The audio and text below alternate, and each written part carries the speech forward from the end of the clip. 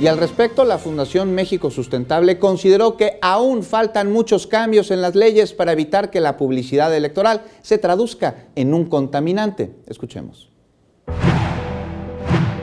Los partidos políticos deben reconsiderar sus estrategias de campaña para hacerlas más amigables con el ambiente. Según un estudio de la Fundación México Sustentable, en su encuesta realizada en la Ciudad de México a 1,000 ciudadanos, sus cifras señalan que la propaganda impresa resulta molesta. Las campañas a través de impresos no tienen una repercusión en términos del voto de los ciudadanos y por lo tanto se deben determinar.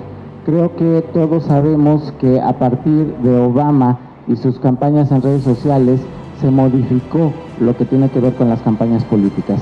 Y entonces tenemos que empezar a legislar sobre algo que es algo muy complicado que tiene que ver con las redes sociales y el Internet.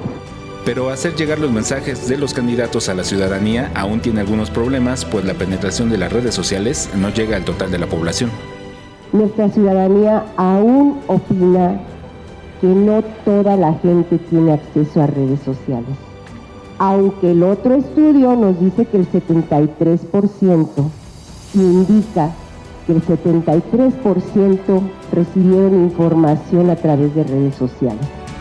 Los especialistas de esta fundación señalaron que la producción de basura electoral aún es alta y en la Ciudad de México en los 2 últimos ejercicios la producción de desechos fue considerable. En el 2012 se generaron 177,000 toneladas de basura electoral en la Ciudad de México. Y en el 2015 42,500 toneladas. Podemos ver una reducción porque no se compara una elección presidencial con una elección intermedia.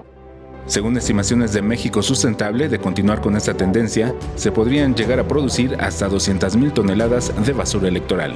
Con imágenes de Javier Martínez, Alberto Álvarez Santana, 21 Noticias.